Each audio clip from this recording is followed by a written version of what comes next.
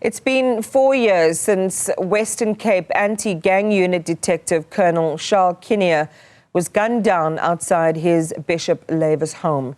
Today, the Independent Police Investigative Directorate, IPID, has updated the position it's now holding on the classification of a report that relates to Kinnear's death.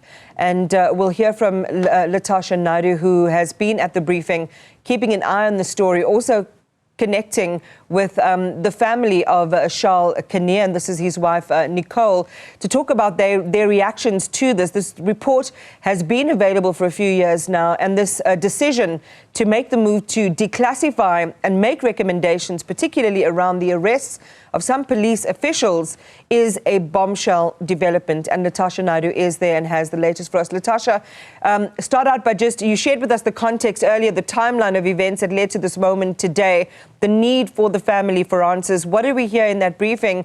And from what we've already been hearing, it is quite a significant moment. Yes, Iman, a very significant moment in terms of this ongoing investigation into the murder of anti-gang unit detective Charl Kinnear. It's been 4 years since his murder and 2 years since that IPID report came out and was declared top secret. As of today, it's been announced that the report is going to be declassified, which makes it public knowledge. But in order for members of the public and the media to be able to access information within that report, we have to follow PIA Act procedures to be able to gain insight into what's actually being published. A question I asked during the briefing earlier was whether there was consultation with the family prior to this media briefing being held. And I was told that no, the family would be engaged with over the next few weeks. I actually have the widow of the late Detective Charl Kinnear with me here right now, Iman. It's Nicolette Kinnear. And she is not very happy with regard to the proceedings that have happened today. The family were not consulted with regard to this media briefing. And she has mentioned that this document, this IPID report, should not have been classified as top secret, given that she's already had engagements last year in May already with the former police minister, Bishop with regard to the findings of this report. Nicolette, thank you for speaking to us. A big day today in terms of investigations into your husband's murder, the declassification of this IPID report. But you have mentioned that you are not happy with regard to the procedures with regard to this declassification. Yes, good morning. What should have been a big day, I think, has ultimately turned out to be a disgusting day for us as South Africans. Firstly, that the disrespect and the disregard that was shown by the IPID panel this morning, to sit and to say that the nation has the right to know before me and my children.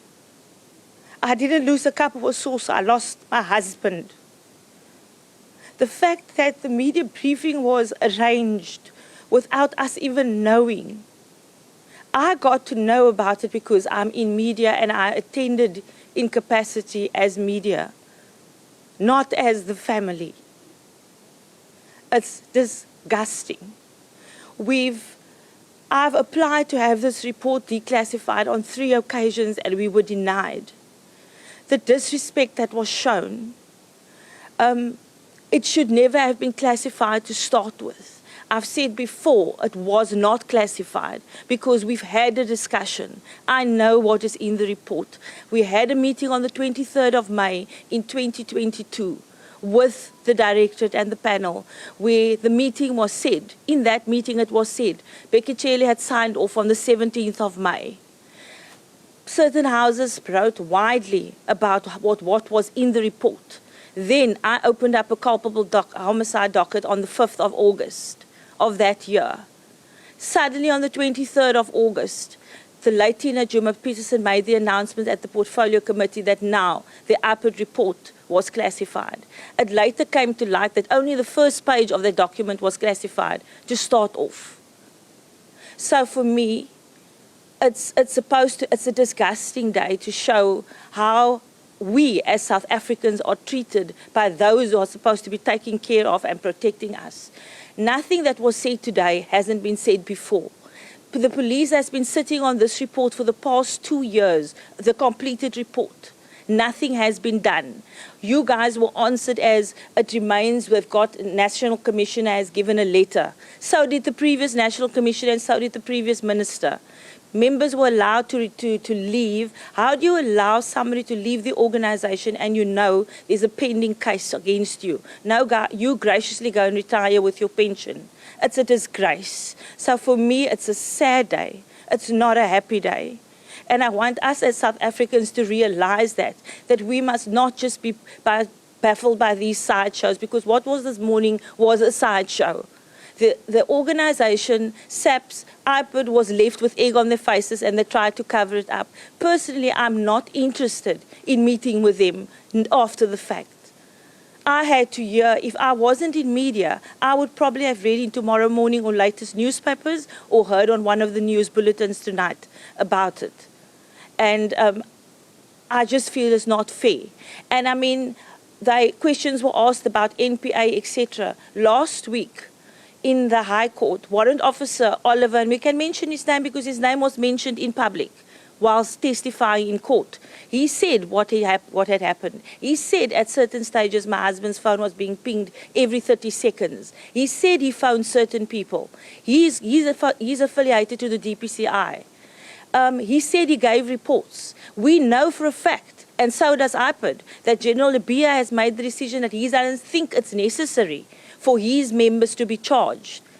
So why are we still trying to protect and hide people here? If IPID is an independent body, are they not supposed to see that those who were negligent within the SAPS organization is brought to book?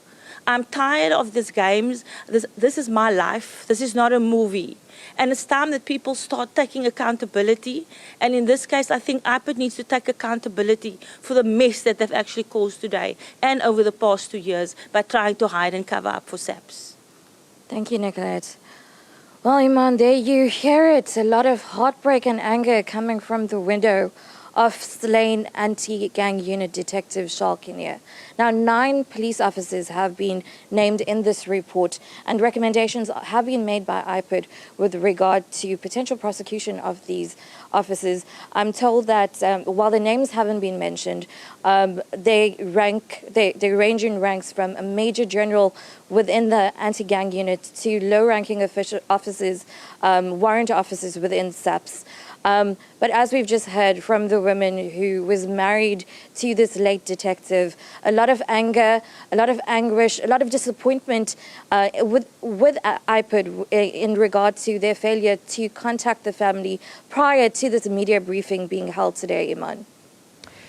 Latashia, Naidoo live for us in Cape Town. Really upsetting to hear the wife there, Nicolette Kinnear, talk about how they've been treated by police authorities and their impression of this report today. We'll have